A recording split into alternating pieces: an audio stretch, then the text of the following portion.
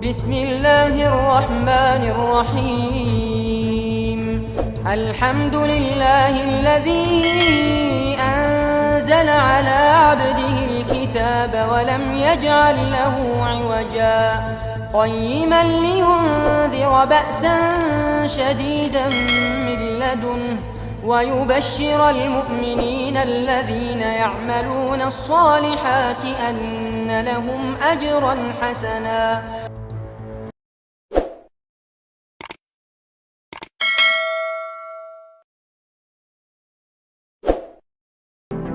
Saat Allah perintahkan, malaikat turun ke bumi. Jadi Allah punya malaikat khusus perang, Pak. Di dalam surat Ali Imran, Allah menyebutkan ada malaikat yang tugasnya hanya perang. Malaikat ini tidak bisa dilukai dan tidak akan pernah bisa mati. Tidak pernah takut dan selalu pasti menghabisi. Tapi Allah berikan kehormatan kepada Azazil. Azazil, kamu pimpin malaikat-malaikat perangku ini turun ke bumi, habisi semua jin yang ada. Alhamdulillah, wassalatu wassalamu ala rasulillah sallallahu alaihi wasallam. La hawla wa la quwwata illa billah. Rabbana shrah lana sudurana wa yassir lana umurana wahlul 'uqdatam min lisanina yafqahu qawlana. Allahumma arinal haqqa haqqan warzuqna ittiba'ah wa arinal batila batilan warzuqna ijtinabah. Amma ba'du, ma'asyiral muslimin wal muslimat, marilah kita memuji dan bersyukur kepada Allah Rabbul Alamin dengan mengucapkan kalimat berikut ini: Alhamdulillah bi ni'matihi tatimmus salihah. Segala pujian hanyalah untuk Allah. Dengan dan berkat nikmatnya kita semua dapat melakukan amalan-amalan yang saleh. Setelah itu Bapak Ibu, kita sampaikan salam serta salawat kita untuk Habibillah Sayyidil Anbiya wal Mursalin Sayyidina Muhammadin sallallahu alaihi wasallam. Bapak-bapak dan ibu-ibu, semoga amal ibadah salat Isya berjamaah kita tadi diterima oleh Allah. Zikir kita, salat sunat kita, serta doa kita semoga diijabah oleh Allah. Amin ya rabbal alamin. Judul tema kita pada malam hari ini sesuai dengan pamflet yang ada di halaman: sebaik-baik hamba di sisi Allah Subhanahu wa ta'ala. Bapak-bapak dan ibu-ibu yang kami muliakan, Allah menciptakan hamba hanya 3 jenis. Yang pertama, para malaikat. Mereka tidak punya nafsu dan hasrat. Mereka tidak bisa diganggu dan digoda oleh setan, nafsu dan hasrat. Mereka mengerjakan semua yang Allah perintahkan tanpa sedikit pun menolak, membangkang, membantah keberatan. Dan mereka tidak pernah bosan menyembah Allah Subhanahu wa ta'ala. Ada malaikat yang diperintahkan sejak diciptakan sujud terus sampai sekarang, dan sampai hari kiamat mereka tidak pernah mengangkat kepalanya dari sujud. Ada malaikat yang ditugaskan merawat udara, menjaga angin dan sebagainya itu saja kerjaannya. Ada yang ditugaskan berzikir sampai hari kiamat, tak pernah berhenti berzikir. Mereka tidak lelah, mereka tidak mengantuk, mereka tidak bosan, dan mereka tidak pernah bisa digoda. Jelas makhluk atau hamba yang semacam ini tidak perlu menjadi bahan ceramah dan diskusi kita. Tapi jenis kedua dari hamba Allah, dan dia adalah peringkat kedua yang Allah ciptakan setelah malaikat, bangsa jin. Bangsa jin ini Allah firmankan, wa ma khalaqtul jinna, baru wal insa, jin. Nah, di sini baru masuk dalam bidang pembahasan kita. Bangsa jin Allah ciptakan sebelum manusia. Mereka duluan yang menghuni bumi ini, Pak. Waktu itu jasad fisik mereka masih kasar seperti kita. Mereka yang membuat peradaban. Kalau seandainya Bapak Ibu menemukan peradaban kuno yang ditemukan sekian ribu, sekian ratus ribu, sekian juta tahun, itu diisi oleh bangsa jin. Mereka cerdas, pintar, agresif, tetapi brutal. Kalau dalam Al-Quran Allah sebutkan bangsa jin ini hobi perang, suka menumpahkan darah, dan mereka memiliki kekuatan serta kemajuan teknologi yang Allah sebutkan dalam Al-Quran jauh lebih maju daripada kita. Tapi sayangnya hobi mereka membunuh, membantai, menumpahkan darah, tidak patuh pada Allah Subhanahu wa ta'ala. Setiap kali Allah utus para nabi dan rasul dari bangsa jin, pasti dibunuh mereka, Pak. Jadi bangsa jin ini paling anti dengan para nabi dan rasul yang dikirim oleh Allah. Mereka bantai, mereka bunuh. Pada klimaksnya Allah berfirman kepada seluruh malaikat, inni ja'ilun fil ardi khalifah. Saya berencana ingin menggantikan siapa yang bisa hidup memakmurkan bumi sambil menyembah aku. Bangsa jin yang ada di muka bumi terancam. Nah, saat itu wahai Bapak Ibu, ada satu orang jin yang sangat taat. Jin ini diceritakan oleh Syekh Al-Hafiz Ibnu Katsir di dalam kitab tafsir Al-Quranil Azim, bahwa bangsa jin yang sangat soleh dan taat itu diangkat oleh Allah derajatnya selevel dengan para malaikat, dan jin itu dinamakan dengan Azazil. Saat Allah perintahkan, "Hei malaikat, turun ke bumi." Jadi Allah punya malaikat khusus perang, Pak. Di dalam surat Ali Imran Allah menyebutkan ada malaikat yang tugasnya hanya perang. Malaikat ini tidak bisa dilukai dan tidak akan pernah bisa mati, tidak pernah takut dan selalu pasti menghabisi. Tapi Allah berikan kehormatan kepada Azazil. Azazil, kamu pimpin malaikat-malaikat perangku ini, turun ke bumi, habisi semua jin yang ada. Maka Bapak tahu, Ibu tahu, jin mengerahkan semua teknologi mereka yang sangat canggih. Nggak ada apa-apanya teknologi kita hari ini, Pak. Mengerahkan semua teknologi yang maha canggih menghadapi pasukan langit yang dipimpin langsung oleh juga bangsa jin, yaitu Azazil. Perang hebat terjadi.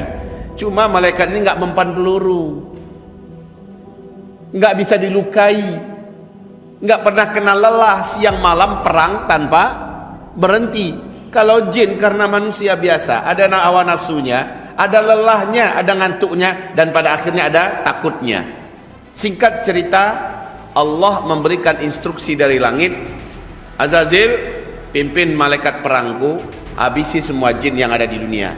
Biarkan tersisa hidup khusus jin-jin sipil yang lari ke hutan-hutan, yang lari ke gunung-gunung, yang lari ke lembah-lembah, yang lari ke pulau-pulau, yang sembunyi di gua-gua, ya, biarkan mereka hidup, nggak usah diburu. Walau terasa berat ini perintah, karena yang harus dihabisi adalah bangsa jin. Azazil, sami'na wa ata'na. Turun, pimpin malaikat, habis semuanya, Pak. Ini sisa-sisa peradaban kuno yang masih ada yang ditemukan. Demi Allah, itulah peradaban bangsa jin sekarang. Kalau nggak ada Al-Quran bercerita, mungkin nggak akan terbongkar fakta dan rahasia besar ini. Tapi Al-Quran menceritakan ini, ya. Setelah selesai, wahai Bapak Ibu, kembalilah malaikat-malaikat tempur ini ke langit. Di bawah pimpinan Azazil, laporan pada Allah, misi selesai. Sejak itu, wahai Bapak Ibu, tempat yang saya sebutkan tadi adalah tempat-tempat di mana peradaban jin paling banyak hari ini. Hutan-hutan, pulau-pulau, lembah-lembah, gunung-gunung, apalagi tadi, gua-gua, gurun-gurun Sahara, dan tengah-tengah laut. Ini menjadi tempat peradaban mereka. Makanya Nabi mengajarkan kita, kalau masuk daerah ini baca ini, kalau masuk daerah ini baca ini, agar kamu Allah jaga, agar Allah turunkan para bala tentaranya dari kalangan malaikat melindungi kamu, karena tempat-tempat itu adalah markasnya setan. Jadi maaf Pak, banyak mahasiswa-mahasiswi kita, apa namanya itu, pencinta alam, pendaki gunung, apalah namanya, sementara mereka tidak berbekalkan ilmu pengetahuan dari langit. Akhirnya banyak yang hilang, banyak yang mati, banyak yang kesurupan dan sebagainya. Betul Pak ya?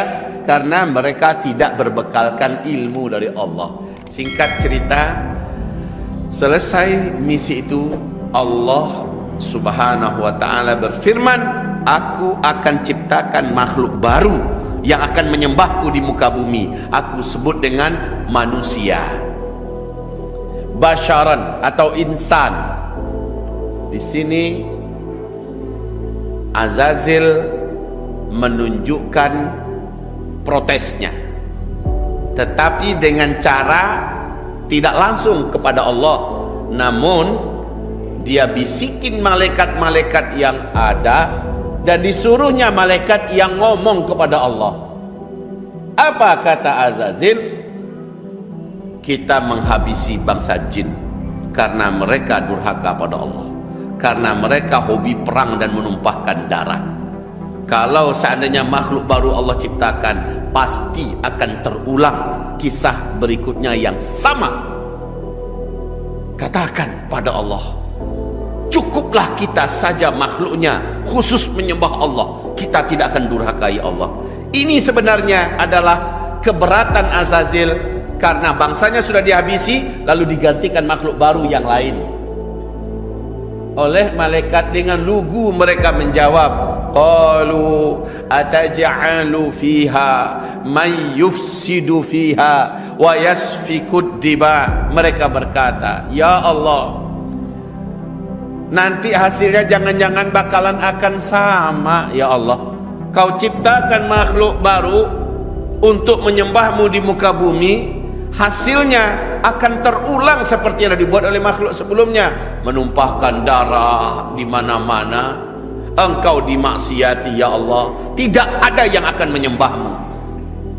Maka Allah berfirman, qala inni a'lamu ma la ta'lamun. Allah berfirman, sesungguhnya ilmu saya jauh melebihi apa-apa yang kamu tidak ketahui. Lalu Allah ciptakan Adam Pak dari tanah liat. Azazil menyaksikan proses penciptaan itu. Tanah liat, hitam, kotor, di bawah yang biasanya dilalui dan diinjak-injak. Dari situ diambil saripatinya, diciptakan Adam dari situ. Tin min sulalatin min tin. Setelah itu berbentuk makhluk baru, dan hebatnya makhluk ini teramat sangat sempurna. Allah firmankan, walaqad khalaqnal insana fi ahsani taqwim. kami menciptakan manusia dalam bentuk yang paling sempurna. Sementara makhluk apapun saja dibandingkan dengan manusia, manusia sempurna. Dari rambut sampai ke ujung kuku sempurna. Bandingkan dengan hewan apa saja, dengan makhluk apa saja, termasuk dengan bangsa jin sendiri, jauh kita ini sempurna. Kedengkian hidup dan menyala dalam dada Azazil. Sudahlah bentuknya sempurna, fungsinya juga luar biasa, kecerdasannya juga minta ampun. Dan Allah memasukkan informasi yang begitu luas tentang alam semesta, mulai dari yang kecil sampai kepada yang besar, kepada Adam. Jadi bangsa jin karena sudah ribuan atau ratusan ribu atau mungkin jutaan tahun hidup, sehingga pengetahuan mereka luas. Adam hanya dalam satu ciptaan baru saja jadi, langsung lengkap semua informasi itu. Fa'allama Adam al-asma'a kullaha. Allah ajarkan segala-galanya kepada Adam, segala-galanya. Ini apa, namanya apa, fungsinya apa, kalau digabung dengan ini jadi apa, lalu kegunaannya apa, ini bahayanya apa, diajarkan hanya dalam satu kali kun fayakun. Begitu Pak, langsung Adam memiliki informasi yang tidak terbatas. Masya Allah. Lalu setelah itu Allah Maha tahu ya, dalam dada para malaikat nggak ada masalah, tapi dalam dada Azazil ada masalah. Sekarang dipanggil oleh Allah seluruh malaikat, Azazil juga termasuk. Ayo tes. Dites oleh Allah, banyak yang berguguran. Adam mampu bertahan. Tesnya apa? Kayak cerdas cermat gitu loh Pak. Ya kayak cerdas cermat, dites, semuanya berguguran, tak mampu jawab. Adam menjawab dengan benar, dengan jelas, dengan tepat, dengan lugas dan vulgar, jelas sekali rinciannya, betul-betul mudah dipahami. Tambah besar kedengkian dalam dada Azazil. Sudahlah bentuk sangat sempurna, kemudian cerdas, ilmunya luas tak terbatas. Satu-satunya titik kelemahan Adam ini adalah dia diciptakan dari tanah liat. Nah, dari unsur materi dia melihat. Sementara iblis, maaf ya, Azazil yang dia diciptakan dari unsur api, melihat api lebih terhormat. Maaf, nanti ketika seluruh malaikat disuruh sujud oleh Allah kepada Adam, termasuk Azazil, Azazil sendiri yang tidak mau. Sementara Adam tidak minta untuk agar dia disujudi. Adam sebagai manusia tahu hanya Allah yang berhak untuk disujudi. Tapi karena Allah yang perintahkan sujud kepada Adam, Adam terpaksa diam. Sementara si Azazil berkata, tidak. Ketika Allah perintahkan, wa idza qulna lil malaikati isjudu li adama fasajadu illa iblis. Kami perintahkan kepada seluruh malaikat, termasuk si Azazil tadi, sujudlah kamu kepada Adam. Seluruh malaikat spontan sujud Pak, tidak pakai mikir-mikir, tidak pakai musyawarah dulu dalam menjalankan perintah, tidak pakai kumpulkan suara dulu. Ini kita jalankan enggak ini? Ini ada perintah dari langit, perintah Allah. Enggak pakai kayak gitu. Lah kalau ada makhluk pada hari ini pakai ngumpulkan pendapat dulu, jajak pendapat dan sebagainya untuk menjalankan perintah Allah, Masya Allah, na'udzubillah ya. Jadi sujud mereka semuanya spontan, illa iblis. Siapa iblis itu? Dialah Azazil tadi. Paham ya Pak ya? Dialah Azazil tadi. Langsung Allah beri dia nama baru, status baru. Statusnya kafir, namanya iblis. Lalu Allah perintahkan iblis, panggil, kenapa kamu gak mau sujud? Ini kan saya yang berikan order, saya yang perintah. Jawaban iblis adalah khalaqtani min nar. wa khalaqtahu min tin. Kau ciptakan aku dari api. Adam kau ciptakan dari tanah liat. Coba yang benar aja ya Allah, perintahmu ini enggak masuk akal. Coba akalnya mencoba untuk mengungguli perintah Allah Subhanahu wa taala. Dan dia berkata, ya Allah, kau tidak bijaksana. Aku yang kau ciptakan dari api, Adam kau ciptakan dari tanah liat. Sekarang api mau sujud kepada tanah, ini enggak masuk akal. Saya lebih senior, ya, saya lebih teruji. Sementara saya dari api, Adam dari tanah, baru kemarin. Saya udah lama ya Allah. Jadi enggak mungkin lah, maaf untuk perintahmu yang ini saya menolaknya. Kan itu intinya Pak, itu intinya. Lalu Allah berkata, aba wastakbara wa kana minal kafirin. Enggan dia menjalankan perintah Allah. Wastakbara, melihat dirinya lebih terhormat daripada Adam, melihat dirinya lebih hebat daripada Adam. Wa kana minal kafirin, adalah iblis itu termasuk di antara makhluk-makhluk Allah yang kafir. Awas, awas ini, ingat ini wahai Bapak Ibu. Selama ini Azazil taat tidak? Menyembah Allah terus tidak? Ya, tapi ketika ada satu saja perintah Allah yang iblis terang-terangan menampakkan keberatannya dan tidak mau menjalankannya, Allah lupakan semua ketaatannya masa lalu. Allah lupakan statusnya yang sudah disampaikan ke setingkat selevel para malaikat, dan Allah berikan atribut dan level baru kepadanya, yaitu kafir, dan namanya disematkan dengan nama iblis laknatullah alaih. Awas ini, hati-hati Pak. Bagaimana dengan manusia pada hari ini?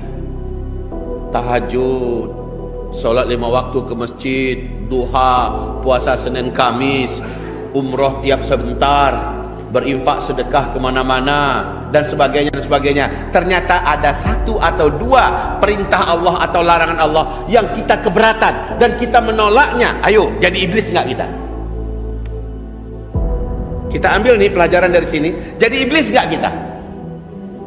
Otomatis, otomatis. Namanya saja kita nggak iblis, manusia, tapi statusnya mirip dengan iblis. Makanya ketika Nabi Muhammad meninggal, ada sekelompok suku atau kabilah yang mereka masih syahadat, masih sholat 5 waktu, masih puasa, masih mau haji, masih mau amalkan amalan-amalan Islam lainnya. Tapi satu yang mereka keberatan dan mereka tidak mau mengerjakannya dan mereka tolak, yaitu kewajiban membayar zakat. Singkat kisah, Abu Bakar As-Siddiq setelah kirimkan para ulama memberikan pemahaman pada mereka kewajiban zakat ini, bahwa dia adalah rukun Islam yang 5, ya, tetap saja mereka mengatakan tidak. Dibacakan ayat, dibacakan hadis dan dijelaskan segalanya, mereka mengatakan tidak. Pada akhirnya Abu Bakar mengatakan mereka sudah murtad, ya, perangi mereka, halal darah mereka. Orang pertama dan satu-satunya yang menolak Abu Bakar cuma Umar bin Khattab. Jadi Umar berkata, wahai khalifah, mereka kan masih syahadat. Iya kan? Iya, lah kan masih muslim itu. Lagi pula mereka kan masih sholat. Betul kan? Betul. Kan masih muslim itu, masih syahadat, masih sholat. Mereka kan mau puasa Ramadan. Iya mau. Lah kalau begitu kan udah sama itu, muslim. Mereka kan masih mau haji, mau. Kalau gitu kenapa kita perangi mereka? Kenapa darah mereka jadi halal? Kenapa dihukumi mereka murtad? Apa kata Abu Bakar As-Siddiq? Satu saja syariat Allah yang mereka tolak, satu saja hukum Allah yang mereka tentang, mereka benci, mereka tidak mau patuhi, maka halal darah mereka. Dibacakan hadisnya oleh Abu Bakar As-Siddiq. Di situ terkejutlah Umar bin Khattab dan berkata, saya setuju dan sependapat dengan Anda. Kata Umar bin Khattab kepada Khalifah Abu Bakar As-Siddiq. Coba bayangkan itu Pak. Akhirnya ijma' seluruh sahabat sepakat mengatakan kabilah itu murtad. Orang murtad ini kafir apa tidak? Kafir ya Pak ya? Baik kaum muslimin, di pelajaran saja Pak. Ini kita flashback sejarah, ambil pelajaran singkat, karena tema kita sebaik-baik hamba di sisi Allah, kan gitu kan? Makanya saya perlu ceritakan dulu dari mana, siapa saja yang hamba itu. Baik, iblis sebelumnya hamba Allah apa bukan? Hamba Allah ya. Tapi setelah dia menentang Allah, apakah Allah masih menganggap dia sebagai hamba? Tidak, dia sudah menjadi hamba hawa nafsunya. Oh, kalau gitu iblis ada punya hawa nafsu? Iblis kan bangsa jin. Jin dan manusia sama-sama punya nafsu. Dan nafsu itu kata Allah dalam Al-Quran, innan nafsa la'ammaratun bisu'. Sesungguhnya nafsu selalu menyuruh kepada yang buruk-buruk, yang jelek-jelek, yang jahat-jahat. Disuruh nggak mau taat, dilarang nggak mau berhenti. Itu adalah karakter nafsu. Maaf Pak Ibu, apakah iblis dan setan bisa digoda nggak oleh jin? Apakah iblis punya setan sendiri pula dari bangsa yang lain? Tidak. Setan-setan yang ada itu siapa? Jin juga. Jadi ketika Azazil diusir keluar dari surga sampai di bumi, dia pengaruhi jin-jin yang masih hidup, yang terus berkembang dia pengaruhi, lalu diajak berbaiat kepadanya. Diajak untuk bersekutu dan membuat pasukan sendiri. Maka setan adalah seluruh jin yang menyatakan kafir kepada Allah. Setan adalah seluruh jin yang bergabung dengan kerajaan iblis. Dia menjadi setan. Maaf ini kalau bahasa kita, PNS-nya iblis. Itu setan semua itu. Tapi masih jin.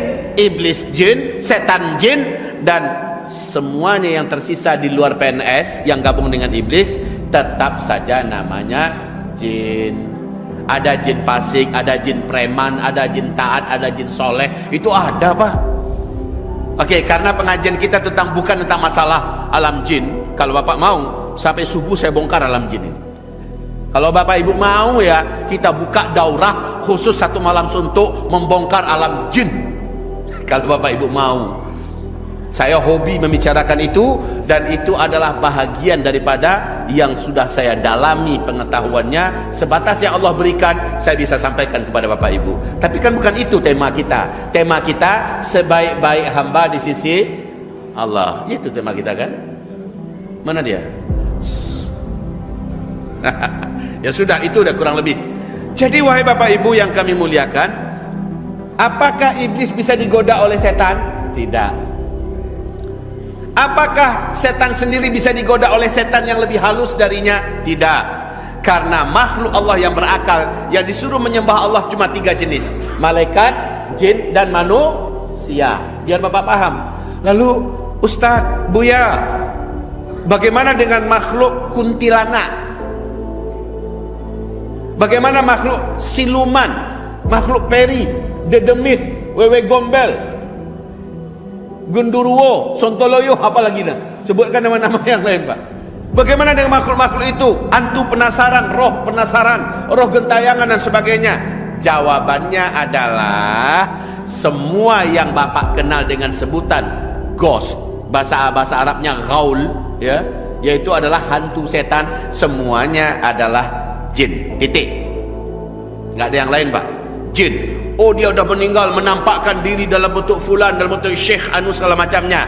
Jawaban cuma satu, itu adalah jin yang menjelma dalam bentuk yang sudah meninggal dunia. Panjang nih ceritanya, jadi bukan itu kajian kita. Cuma Bapak Ibu jangan mau ketipu, jangan kita mau dipermainkan oleh bangsa jin. Makanya ketika Syekh Abdul Qadir Al-Jailani, ya, pernah kenal dengan nama ini Bapak Ibu?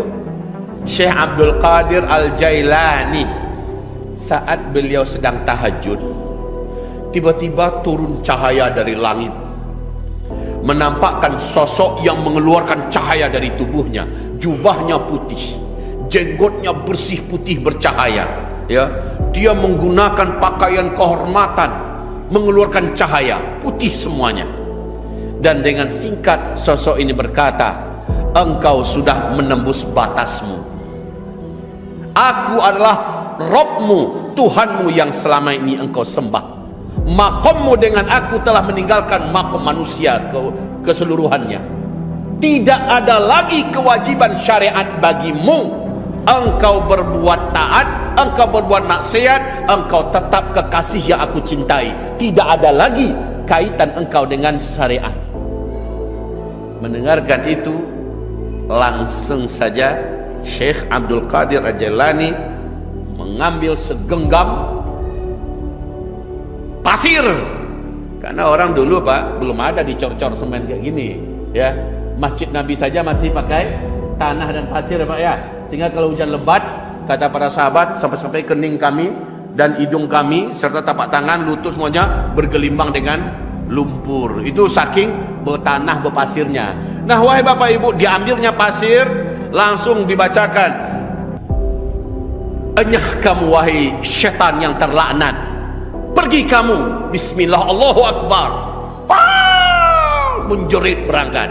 Jadi gayanya gaya-gaya Rabbul Alamin, gaya-gaya Tuhan pakai cahaya-cahaya ya.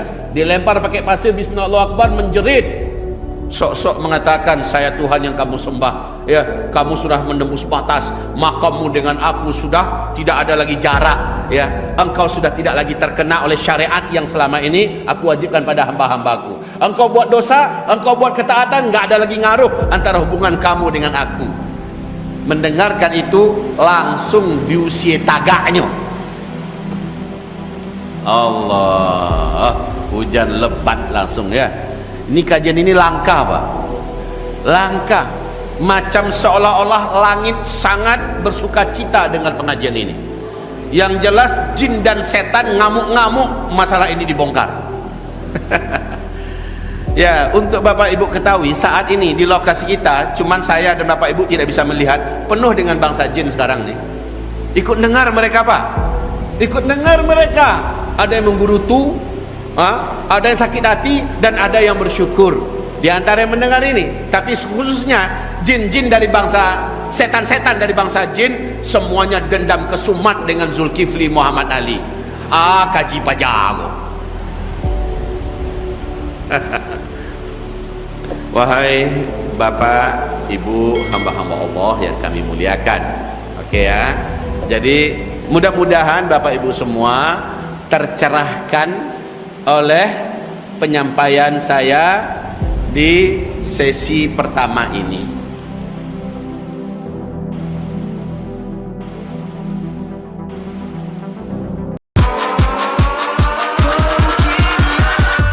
Catch 'em all.